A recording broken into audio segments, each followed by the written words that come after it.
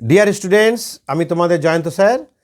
আজ একটি তালা নিয়ে এসেছি। তালা আমরা কেন লাগাই সেটাই বলবো। তোমরা বলবে, স্যার এ আর কি, তালা কেন লাগাই সে তো আমরা সবাই জানি। আচ্ছা, আমি এই জন্যই বলছি যে তোমরা অনেকে হোস্টেলে থাকো, মেসে থাকো, বা বাড়িতেও অনেক সময় বাইরের লোকজন আসা যাওয়া করে। তা আমরা তালা লাগাই এবং লাগানো উচিতও।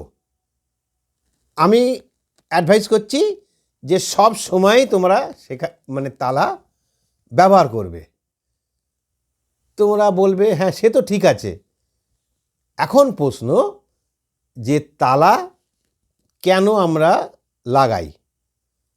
তালা কি চোরের হাত থেকে আমাদের দামি দামি যেসব জিনিস, টাকা পয়সা, সেগুলো বাঁচানোর জন্য? আমি বলবো যে না, চোরের হাত থেকে বাঁচানোর জন্য নয়। তবে কেন? দেখো, জিনিস যেসব আমরা রাখি, সে বাক্সে হোক বা আলমারিতে হোক, যেখানেই হোক, অনেক সময় সেসব আমরা এদিক ওদিকে করে ফেলি।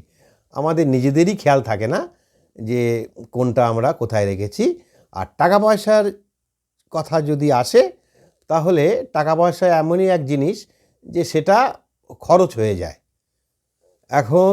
এবং কোথায় খরচ করি, কবে কত টাকা খরচ করলাম, আমাদের নিজেদেরই খেয়াল থাকে না।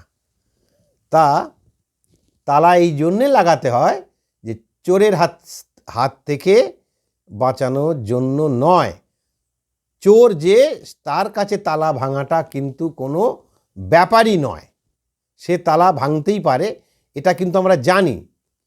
আমরা তালা লাগাই যে, বা লাগানো উচিত যে কোনো সৎ মানুষের উপর যেন বদনাম না হয়ে যায়, কোনো সৎ ভালো মানুষের প্রতি যেন আমাদের বিশ্বাসটা হারিয়ে না যায়, সেজন্যই কিন্তু আমরা তালা লাগাই।